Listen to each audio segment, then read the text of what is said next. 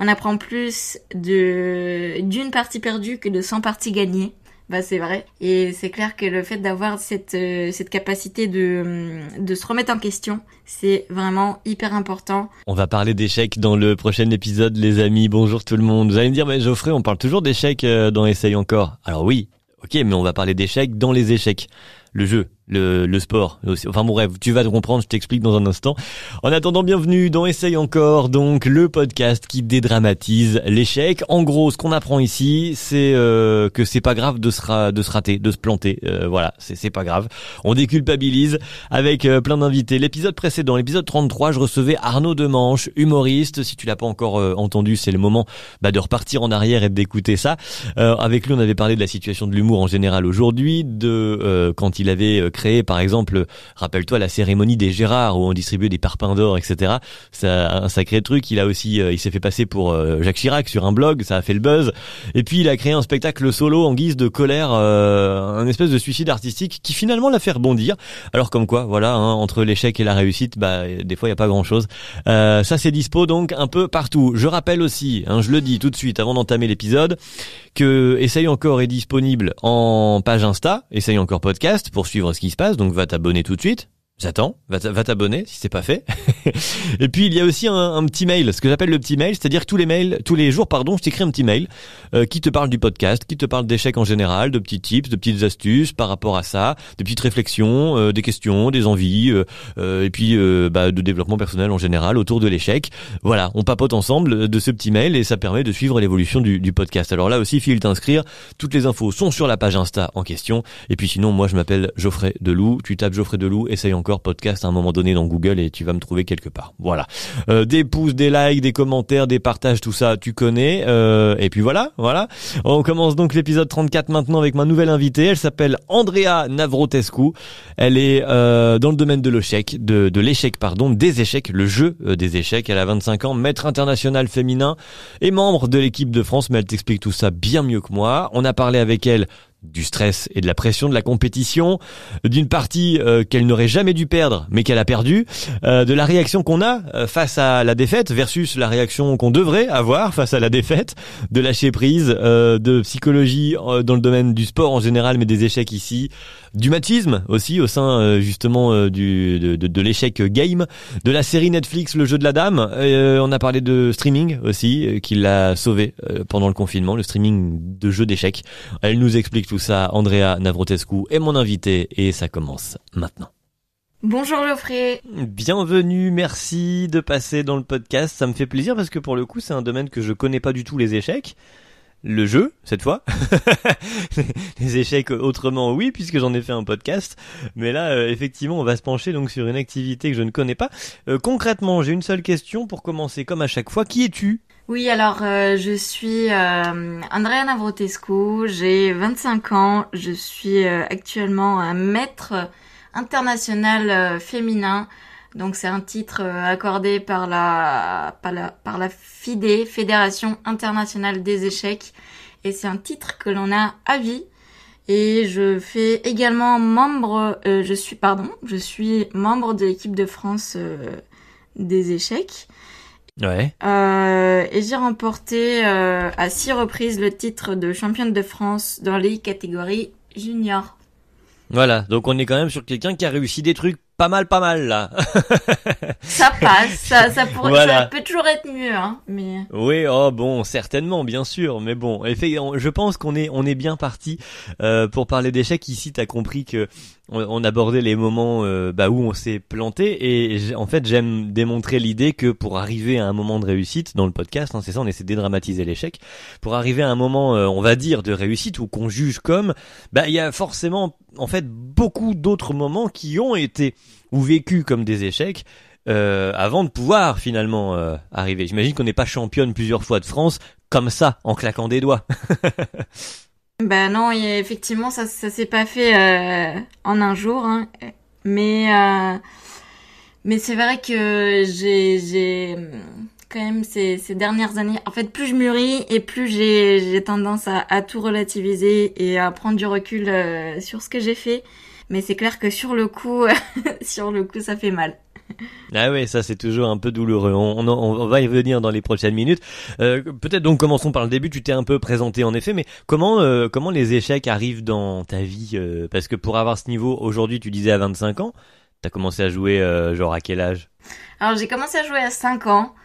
Ah oui. Oui, ça fait une petite vingtaine d'années. Et du coup, c'est mon papa qui m'a appris, puisque mon papa est aussi maître international du jeu. Donc de base, mon papa était joueur, et puis finalement, il a commencé à entraîner. Et de fil en aiguille, bah voilà, c'est sa profession. D'accord. Donc c'est vraiment un truc de famille, hein. C'est lui Bah oui, c'est ça. qui m'a transmis le virus, si je puis dire. Lui, il enseigne et toi oui, en ce moment transmettre le virus, peut-être pas la meilleure expression, mais mais en tous les cas, ouais, c'est ça. Lui, il enseigne, toi, tu joues et c'est ton métier également finalement de jouer aux échecs. C'est ça, c'est mon métier. Alors, il faut savoir que moi, j'ai pas consacré toujours 100% de mon temps aux échecs, puisque j'ai aussi un diplôme, j'ai une licence que j'ai obtenue en 2018, donc une licence de langue. Donc j'ai fait des études supérieures aussi. Voilà, je n'ai pas consacré 100% de mon temps aux échecs depuis toujours, quoi. D'accord. Et ok. Et alors comment du coup tu passes? Alors c'était du coup un loisir. Alors quand tu commences à jouer à 5 ans, c'est pas dans l'idée pour ton papa ou même j'imagine pour toi à 5 ans on n'y pense pas. Tu veux pas faire ça comme métier en fait. C'est un jeu à côté, c'est une passion. Ouais, effectivement, bah c'est sûr que quand on commence très très jeune, on pense plus à jouer avec les Barbie ou ou à jouer à la dinette qu'à aller pousser des bouts de bois le samedi avec avec d'autres camarades sur un échiquier. C'est sûr que c'est pas l'idée qu'on s'en fait, mais finalement en fait, moi ce qui m'a surtout aidé à continuer à jouer et à attraper goût au jeu, bah c'est finalement Ouais. l'esprit de compétition. Ah oui. T'es assez comme ça.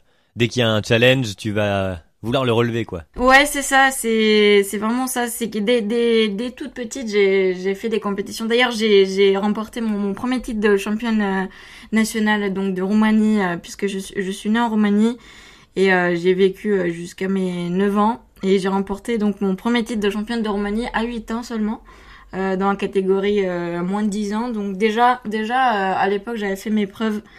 Et ouais, c'est vraiment cet esprit de vouloir être la meilleure et de se mesurer aux autres qui m'a aidé à continuer pendant toutes ces années à l'adolescence, quoi.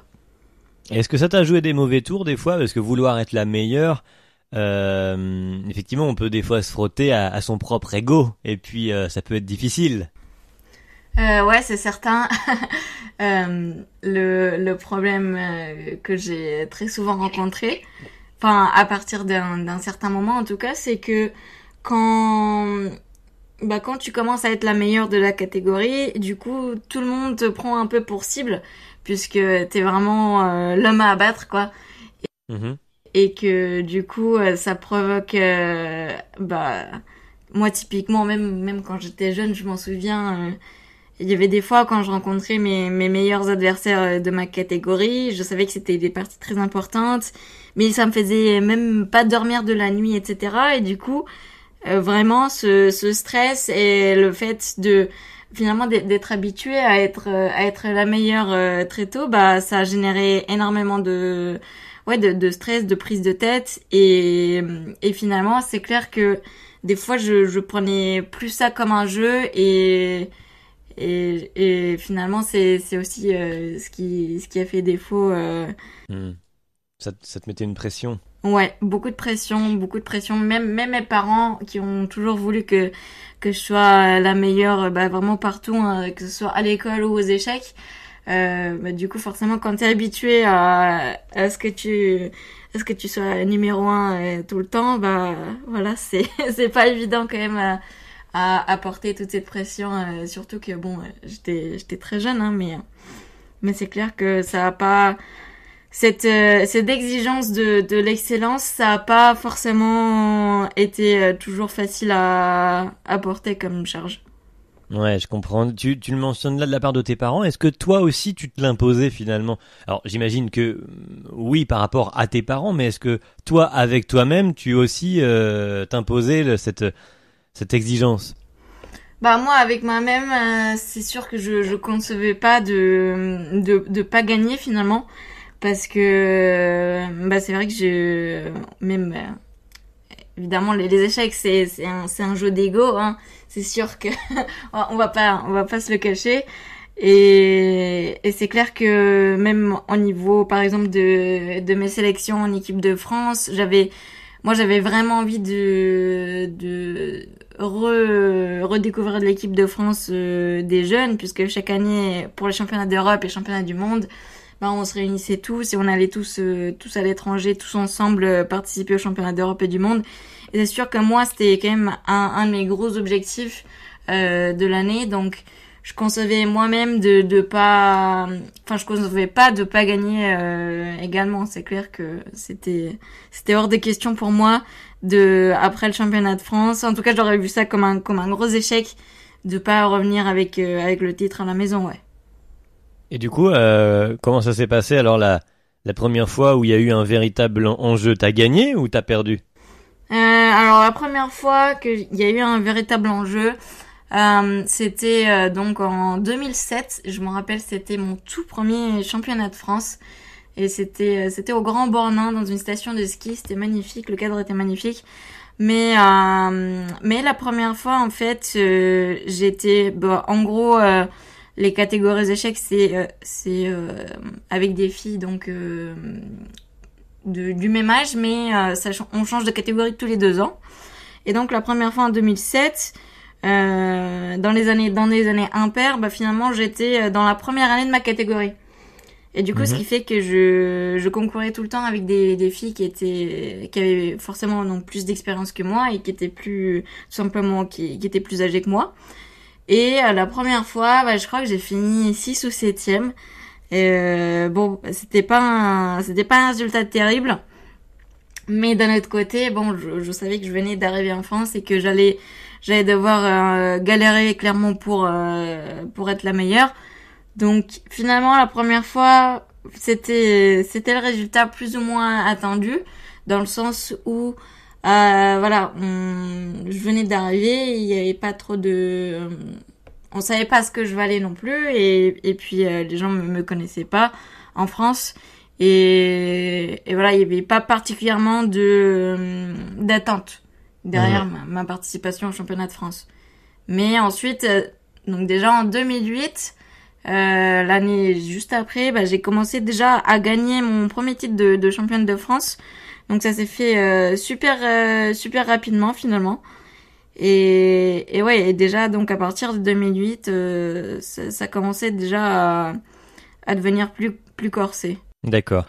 Ouais. Et alors quand t'es 6-7e, certes il y avait pas d'attente, mais toi t'espérais du coup, si on a compris la mentalité, gagner ou en tout cas performer. Est-ce que t'as vécu ça comme un mauvais moment ou pas du coup? Alors 6-7e, ouais, forcément si, j'étais déçue, c'est sûr. Mais d'un autre côté, c'est vrai que j'avais pas forcément d'attente spéciale non plus. Alors oui, certes, ça fait toujours mal de pas gagner, mais on va dire pour le moment, je pensais pas non plus en être capable à cette époque-là. Je pensais pas non plus être capable de gagner en France. Encore, du moins. Les autres découvraient, mais tu découvrais aussi le game français de l'échec, quoi, finalement. Tout à fait. D'accord. Ok. Contrairement à, par exemple, là, au dernier championnat de France où t'as perdu une partie que t'aurais pas dû perdre, et ça, tu l'as eu un peu plus là en travers de la gorge. Oui, c'est vrai. Alors effectivement, le dernier championnat de France individuel, donc cette fois plus chez les jeunes, mais avec tout le monde en fait dans la catégorie senior. Donc le dernier championnat de France s'est déroulé à Chartres en 2019. Et puis j'ai fini 3e, ce qui est quand même un résultat honorable, hein. Ouais, c'est quand même pas mal, ouais. Mais voilà, il y a eu 9 parties en tout et j'en ai perdu qu'une seule. J'en ai perdu qu'une seule. Et sinon, j'ai fait d'autres matchs nuls contre des filles qui étaient supposées être plus fortes que moi. Mais j'ai fait le partage du point avec ces filles-là. Seulement, effectivement, j'ai perdu une seule partie. Et c'était contre une fille qui était censée être moins forte que moi.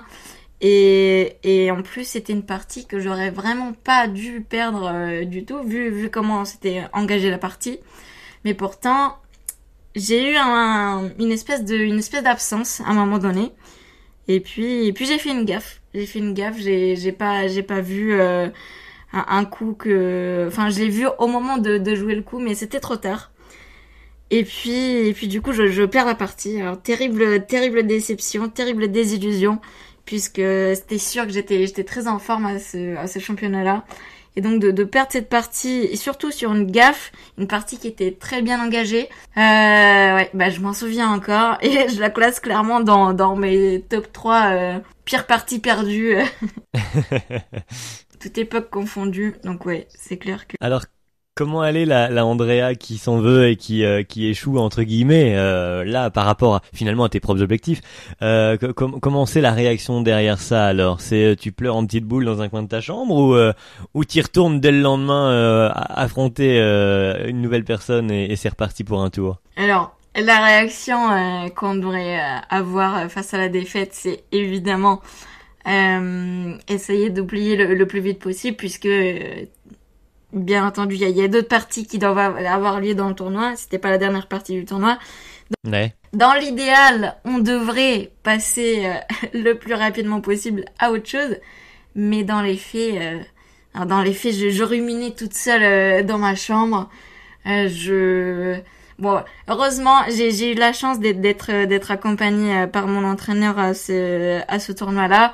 Et lui, il m'a quand même fait relativiser. Il m'a dit, bon, bah écoute, tant pis, c'est fait dans tous les cas, tu peux pas revenir dessus, on peut pas changer le passé, et puis dans tous les cas, le fait de rester dessus, ça va rien t'apporter de positif, donc tant pis, c'est fait.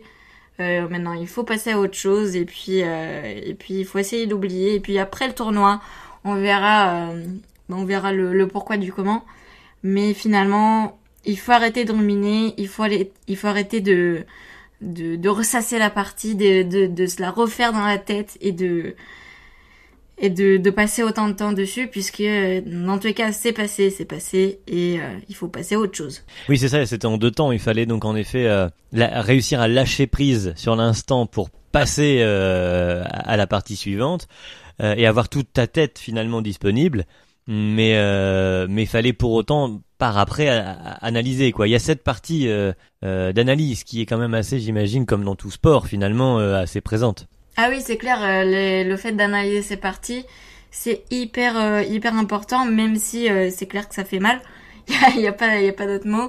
Surtout analyser ses défaites. Mais comme il y a un grand joueur d'échecs qui disait, on apprend plus d'une partie perdue que de 100 parties gagnées. Bah c'est vrai, c'est pas faux finalement. Et c'est clair que le fait d'avoir cette capacité de se remettre en question, c'est vraiment hyper important. Donc ça fait partie intégrante évidemment de l'analyse des parties après coup.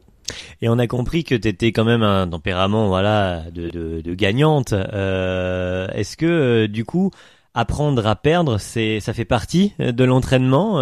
Est-ce que je veux dire, tu parlais d'entraîneur avant. Est-ce qu'il y a un coach autour de voilà ce qu'il faut faire si on se plante?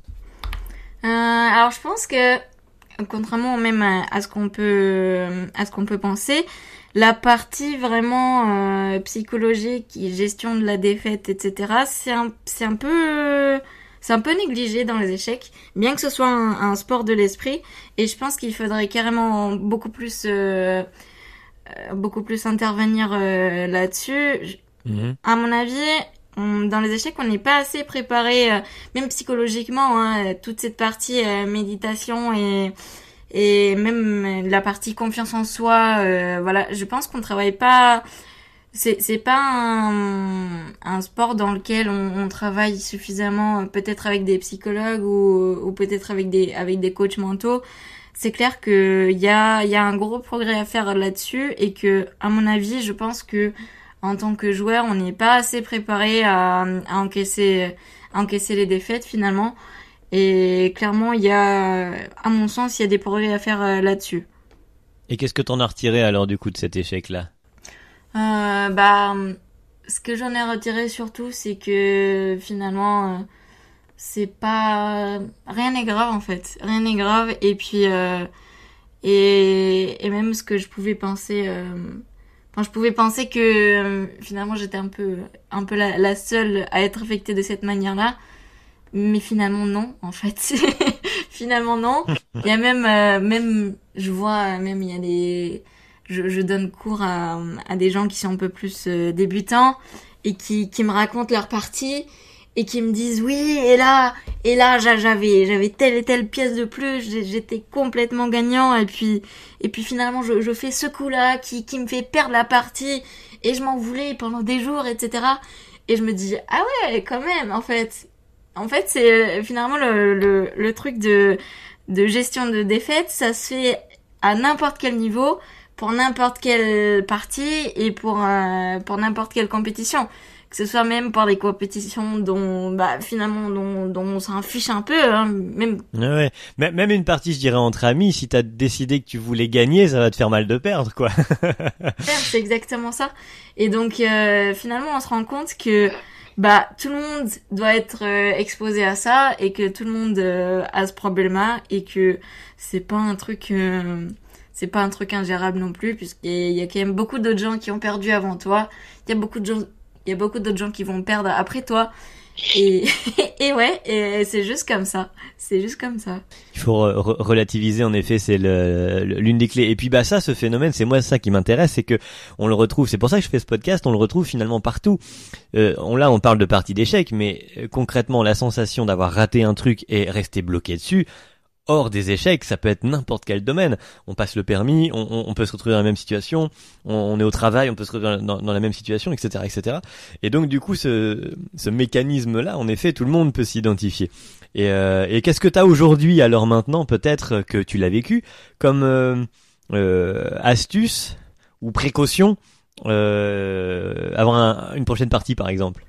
Alors, il y a une très bonne astuce, je pense que j'ai mais que j'ai apprise très très tard, mais finalement qui m'a plutôt aidée. Et cette astuce, c'est en gros, juste après la partie, je me donne 10 minutes dans lesquelles je peux tout laisser sortir. C'est-à-dire que je sois hyper euphorique, hyper euphorique d'avoir gagné la partie, ou à l'inverse que je sois hyper triste.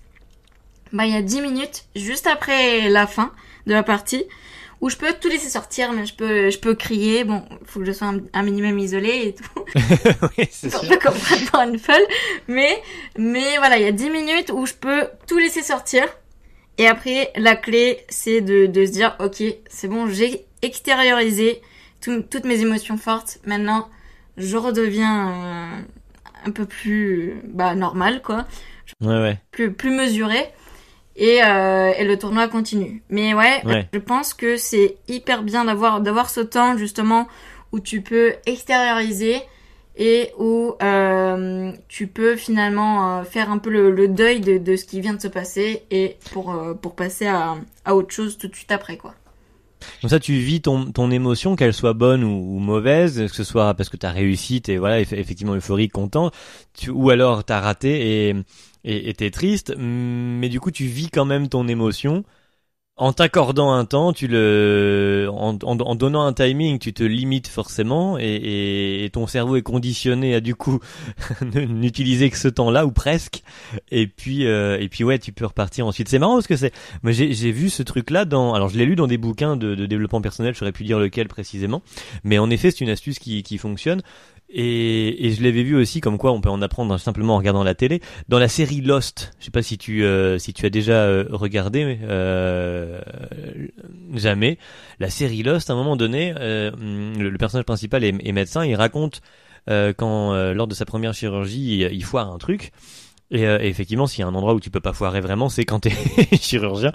Et il explique qu'il se laisse. Bien sûr, c'est une fiction, mais le principe est le même.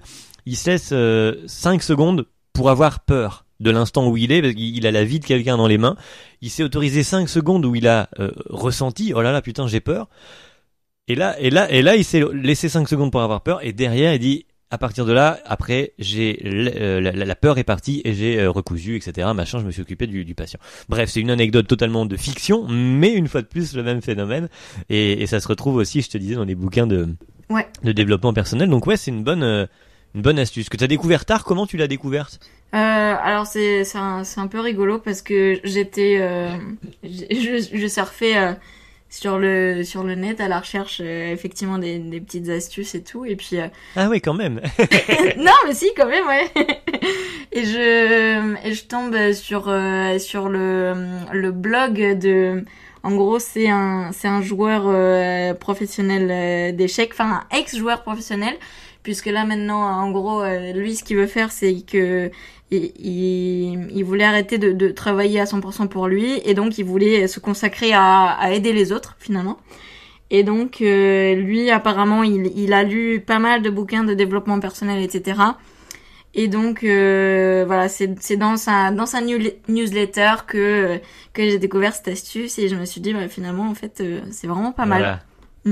Et effectivement, bah, on retient, on note cette bonne astuce. J'avais noté une autre petite question pendant que tu parlais. T'as plusieurs fois parlé de filles. Évidemment, tu es une fille aussi. Est-ce que du coup tu j'ai le mot en québécois, tu compétitionnes, je sais pas si on dit ça en français. Que entre filles, comment ça se marche, comment ça passe, pardon, et ça fonctionne les compètes au niveau des échecs. J'y connais absolument rien. Je fais le curieux total. Je vais peut-être poser des questions idiotes, mais Non, c'est pas du tout une question idiote.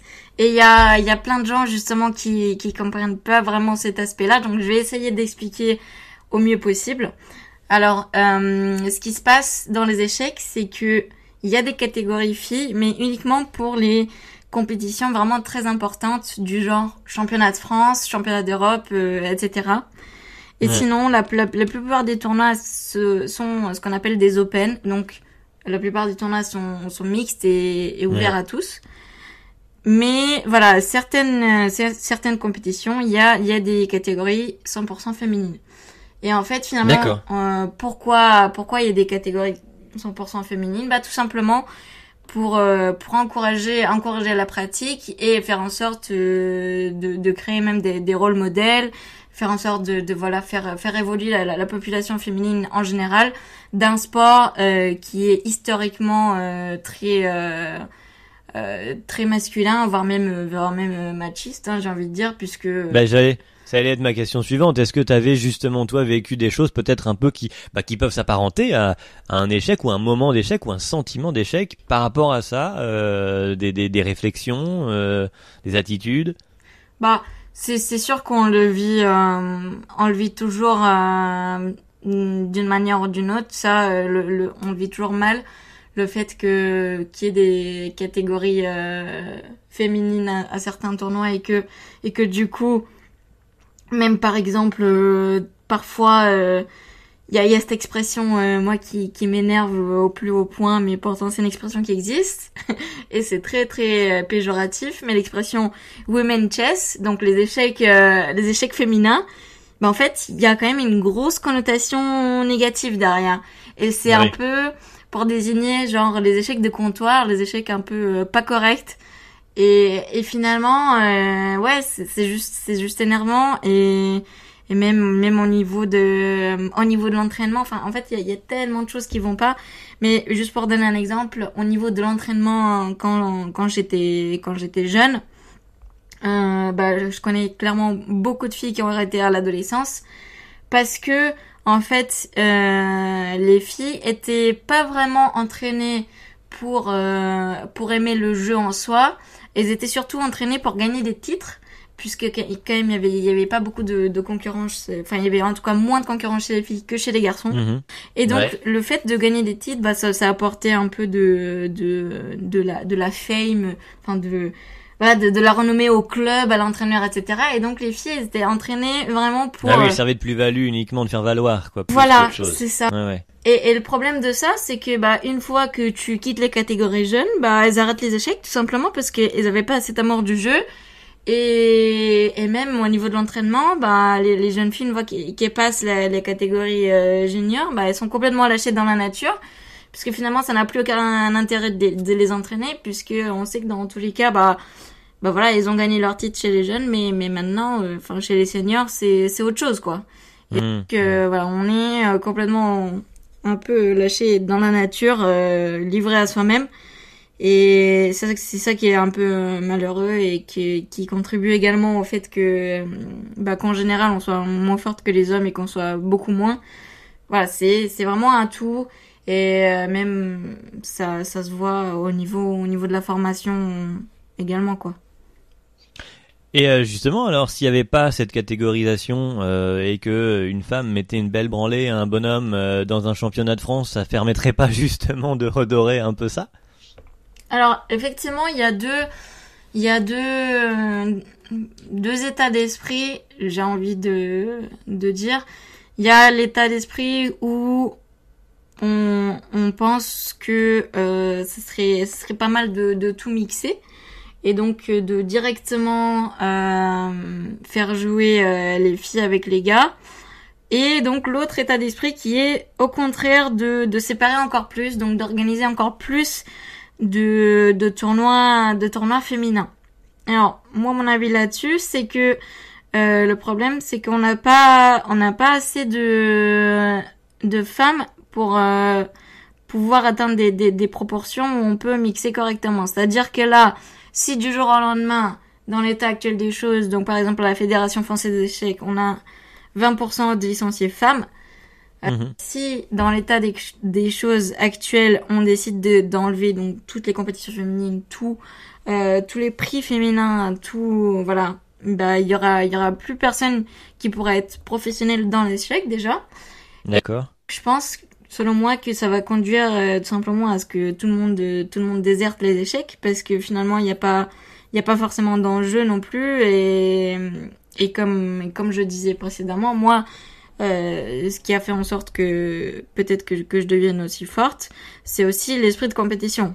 Et oui, dans l'idéal, évidemment, on devrait jouer uniquement pour l'amour du jeu et parce que c'est un jeu absolument incroyable et ça l'est.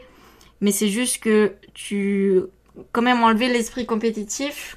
Bah voilà, il faut bien mesurer en tout cas le pour et le contre. Alors évidemment après par rapport au marché aujourd'hui, ce serait contraignant. Peut-être dans ce cas-là créer une nouvelle catégorie ou compétition dans laquelle on mixe tout le monde. Voilà. Et c'est le but de cette compétition alors. Bah ça c'est déjà ce qui est plus ou moins fait dans les Open justement puisque là effectivement on va mixer hommes et femmes et il y a pas vraiment de catégorie. Et c'est le cas donc de tous les tournois internationaux etc.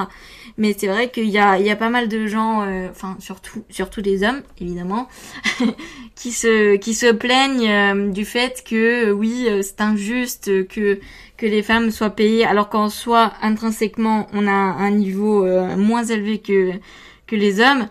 Mais pourtant, voilà, on arrive à quand même avoir des rémunérations et des prix et des tournois spéciaux pour les femmes.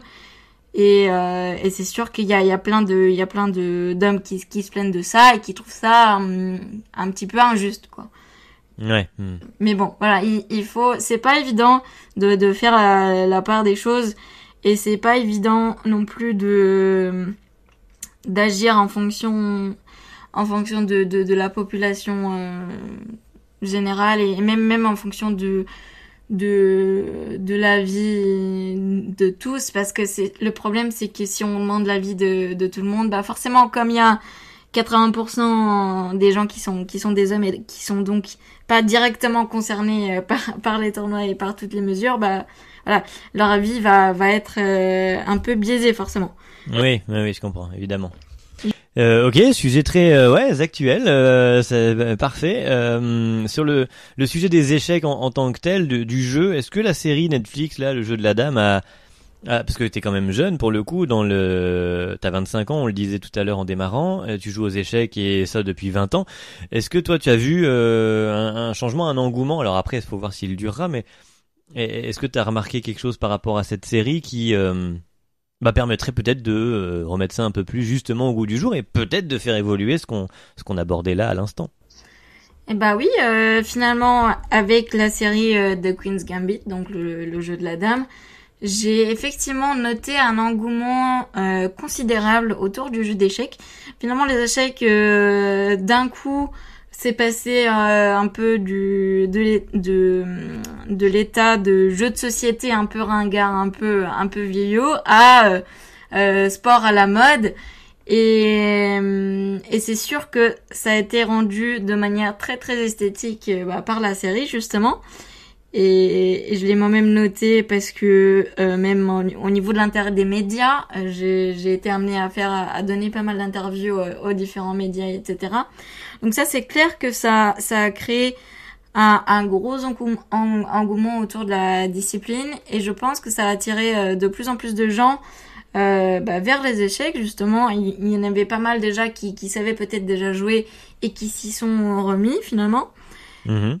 Et c'est clair que même au niveau du streaming, hein, les audiences ont considérablement augmenté. Voilà, on a vu une grosse vague de l'attrait consacré à notre discipline. Et finalement, c'est hyper cool parce que moi, ça fait 20 ans que je joue et que ça a jamais été aussi à la mode finalement. Donc, je trouve ça hyper cool, quoi. Bah oui, c'est ça. Je vais avoir l'air d'un vieux boomer, mais donc on stream aussi les échecs. Alors je savais évidemment pour les jeux vidéo et autres, mais donc les échecs aussi. Et je pense qu'on peut, avec l'ère actuelle du temps, je pense qu'on peut streamer plus ou moins tout ce que l'on veut. Tout. C'est pas faux. Mais oui, du coup, on stream aussi les échecs. Alors effectivement, le principe est très très simple, hein. On va sur les zones de jeu en ligne. Puis on met notre caméra, on met notre micro, voilà, on s'enregistre en train de jouer nos parties, on les commente, on joue contre les viewers. Moi, ce que j'aime là-dedans, c'est surtout l'esprit de partage, puisque peut-être vous l'avez remarqué, mais j'aime bien parler. J'aime beaucoup parler. Et donc, de partager ma passion, surtout, c'est quelque chose d'absolument formidable. Et ouais, vraiment, je pense que convertir le plus grand nombre des gens et vraiment initier et insuffler cette passion aux gens, ouais, c'est vraiment quelque chose que je trouve en tout cas très intéressant pour ma part. Et j'ai l'impression finalement d'apporter quelque chose peut-être certes à ma toute petite échelle, ouais, mais quand même j'ai l'impression de vraiment servir à quelque chose, quoi. Et donc je trouve ça cool comme but. Et est-ce que ça a été du coup la solution, ou en tout cas l'une des solutions au confinement? Il y avait plus la possibilité de jouer en vrai, et donc le stream était tout trouvé? C'est tout à fait ça. Effectivement, tu mets le doigt en plein dessus. Alors, ce qui s'est passé, c'est que du coup, moi, en tant que joueuse pro, j'étais habituée à voyager tout le temps. Vraiment, j'avais des compétitions tous les mois. Je partais à l'étranger, etc. Et puis, d'un coup, plus rien. Plus rien du jour au lendemain.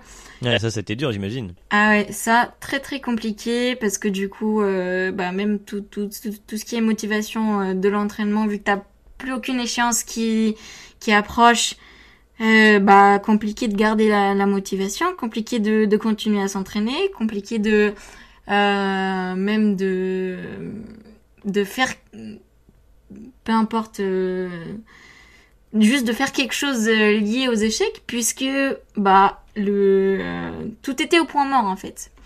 Et effectivement, le streaming, alors j'ai commencé à streamer en avril 2020. C'est vraiment au niveau du début du premier confinement. Et finalement, c'est tout à fait ce qui m'a redonné un peu la flamme pour ma passion du jeu, c'est que du coup j'étais plus dans un mode compétitif, mais j'étais dans un mode de partage. Et ça, c'était hyper cool.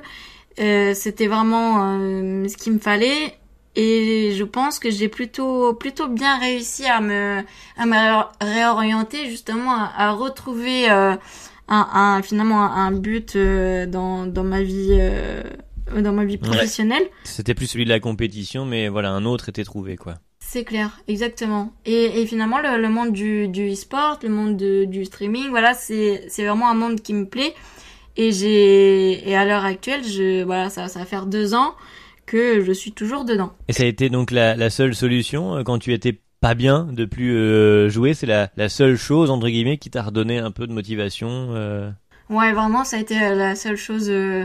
Ça a été la seule chose qui m'a. Même, j'ai envie de dire, j'ai envie d'aller même plus loin. Ça m'a même sauvé, puisque mon état mental commençait à clairement se détériorer. Et pourtant, t'étais quelqu'un d'entraîné. On peut imaginer. On a toujours pardon, je te coupe du fait, mais ce sentiment, on a l'impression que les sportifs, on va dire de haut niveau, puisque c'est quand même le cas là, sont forts. Et en fait, non, ils sont forts là où ils ont été entraînés, mais pas ailleurs. Exactement.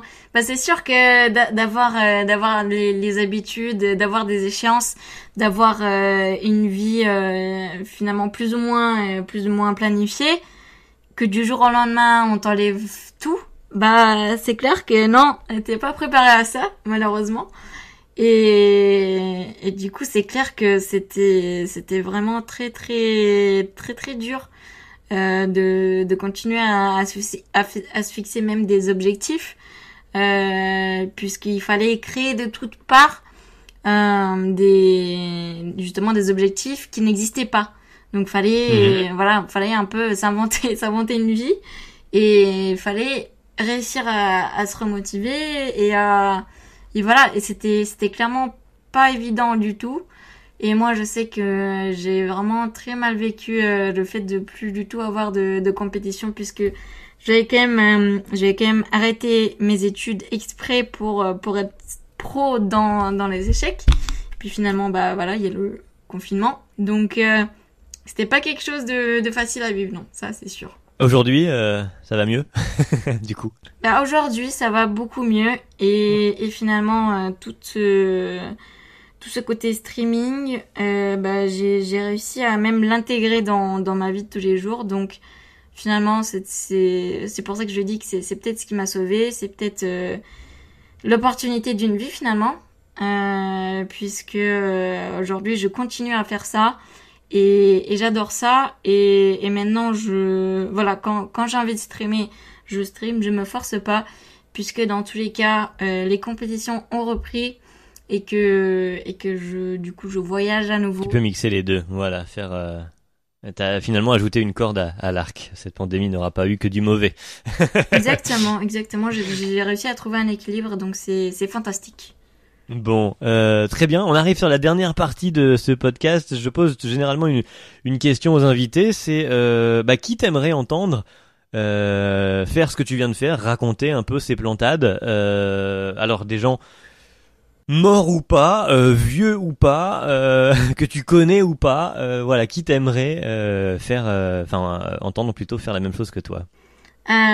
Est-ce que ça doit être forcément des sportifs ou non, pas du tout. C'est vraiment qui t'aurait inspiré, ou quelle personne racontant ses échecs t'aurait inspiré, encouragé, etc. Moi, il y a quelqu'un que je suis énormément sur les réseaux, quelqu'un qui parle pas mal de la gestion de l'échec justement. C'est Gary Vaynerchuk. Et lui, lui c'est un coach en développement personnel, mais je trouve que c'est quelqu'un de très inspirant, et je pense qu'on a vraiment tous besoin de ce petit coup de motivation dans les moments où ça va pas, et lui il apporte vraiment beaucoup de positivité, et je trouve qu'il fait un boulot exceptionnel dans ce qu'il fait.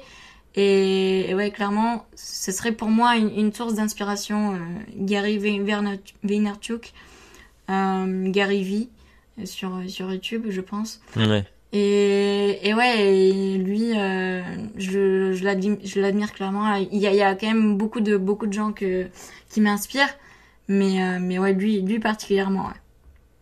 Il est russe.